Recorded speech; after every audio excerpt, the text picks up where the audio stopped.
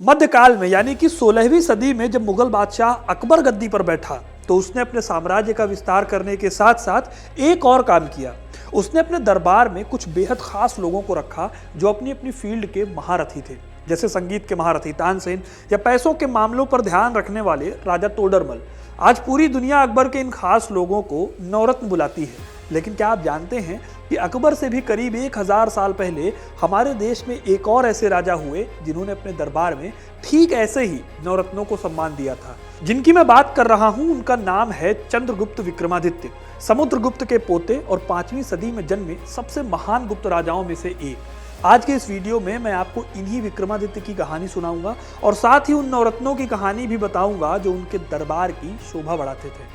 तो वीडियो को इन तक जरूर देखिएगा, क्योंकि अपना इतिहास नहीं जानोगे तो खुद को कैसे पहचानोगे। चंद्रगुप्त II या विक्रमादित्य साल 375 से 380 के बीच में राजा बने। वो अपने भाई रामगुप्त के बाद राजा बने थे। हालांकि वो राजा कैसे बने इसके बारे में ठोस सबूत नहीं मिलते।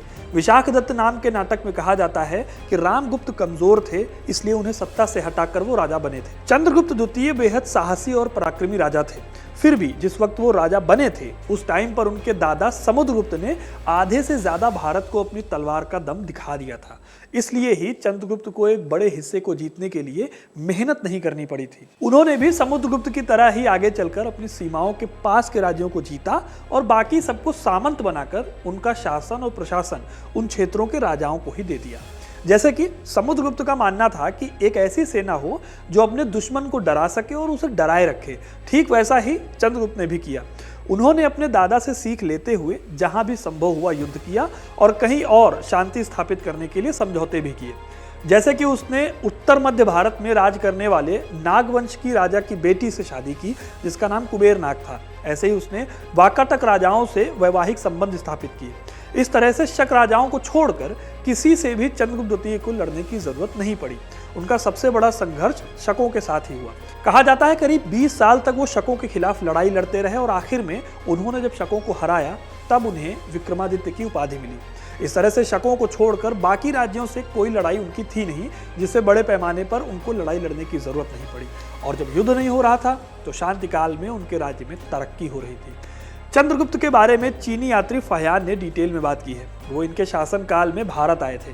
उन्होंने यहाँ के बारे में बताते हुए लिखा है कि लोग राजा की भूमि जोतते हैं और लगान के रूप में उपज का कुछ हिस्सा राजा को दे देते हैं और जब चाहते हैं तब उसकी भूमि को छोड़ देते हैं और जहां मन में आता है जाकर रहते हैं। राजा ना तो प्राण दंड देता है ना ही शारीरिक दंड देता है। यहाँ क्राइम के हिसाब से उसकी सजा दी जाती है और ज्यादातर सजाएं अर्थदंड होती थी, लेकिन बार बार राजद्रोह करने वाले अपराधियों का दाहिना हाथ काट लिया जाता था।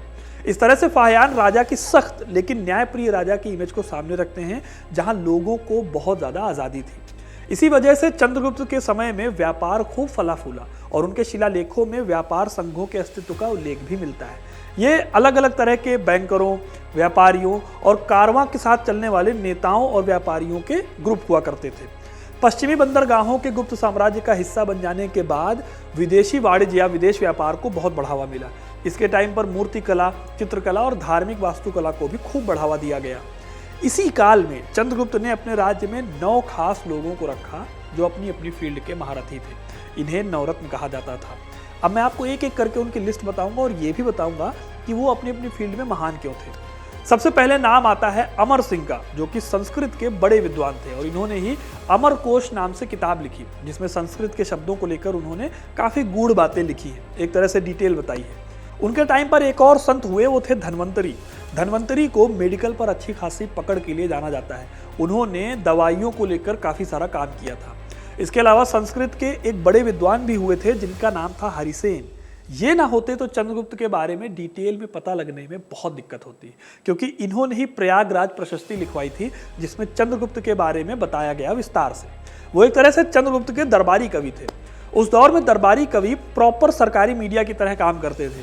राजा क्या नया काम कराने जा रहे हैं, कैसे राजकाज चलाया जाएगा, इसको लोगों तक पहुंचाने का काम उनके कवि हरिसेन करते थे। चंद्रगुप्त के दरबार में एक ऐसे नाटककार भी थे जिन्हें भारत का शेक्सपियर भी कहा जाता है। जी हाँ, सही सुना आपने, कालिदास इन्हीं के दरबार में थे।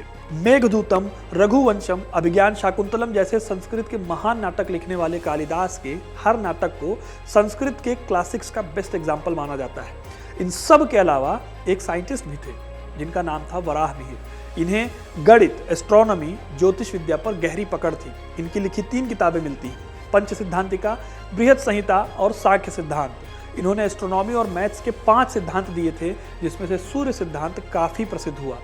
वराहमिहिर ने ही चंद्रगुप्त द्वितीय के काल में विक्रम संवत कैलेंडर को बनाया था, जिसे आज भी भारत में हिंदी कैलेंडर के रूप में चलाया जाता है। इस कैलेंडर में साल की गिनती सूर्य के आधार पर और महीनों की गिनती चंद्रमा के आधार पर होती थी। तो दोस्तों, ये तो हो गए 9 रत्नों में से 5 विद्वान जिनके बारे में बाकी जानकारी अच्छी खासी मिलती है, लेकिन बाकी के 4 के बारे में जानकारी थोड़ी कम मिलती है। जैसे कि कहा पनाका नाम के एक ज्योतिष हुआ करते थे, शंकु एक आर्किटेक्ट थे जो कि बिल्डिंग वगैरह के डिजाइन बनाने में माहिर थे। ऐसे ही वारारुचि नाम के एक संस्कृत स्कॉलर थे जो संस्कृत से जुड़ी चीजों पर, खासतौर पर व्याकरण के प्रसिद्ध जानकार थे। आखिरी में एक नाम जो सबसे ज्यादा चौंकाने वाला मिलता है वो है बेताल भट्ट का। वो एक जादूगर थे, सही सुना आपने, जादूगर थे। अब इन्हें किस तरह के जादू पता थे ये तो नहीं पता, लेकिन एक राजा के दरबार में किसी जादूगर को अगर जगह मिले तो उसका मतलब है कि वो काफी प्रसिद्ध रहे होंगे। तो दोस्तों, ये थे वो 9 रत्न जो कि चंद्रगुप्त के टाइम पर हुआ करते थे, जो अकबर से भी करीब 1000 साल पहले आ गए थे। चंद्रगुप्त द्वितीय के इन्हीं कामों की वजह से उनके काल को भारत का स्वर्ण युग माना जाता है, जब व्यापार से लेकर कला और विज्ञान तक के क्षेत्रों में काफी प्रगति हो रही थी। तो दोस्तों, चंद्रगुप्त द्वितीय की ये कहानी आपको कैसी लगी हमें कमेंट करके जरूर बताइए। 9 रत्नों के बारे में इससे पहले आपको पता था या नहीं, ये भी हमें कमेंट में लिख के जरूर बताइएगा। अगला वीडियो आप किस पर चाहते हैं ये भी हमें बता सकते हैं। बाकी इस वीडियो को लाइक और ज़्यादा से ज़्यादा शेयर करें ताकि ज़्यादा से ज़्यादा लोगों तक ये कहानी पहुँच सके, और हमारे चैनल को ऐसी जानकारियों को जानने के लिए सब्सक्राइब जरूर करें। धन्यवाद।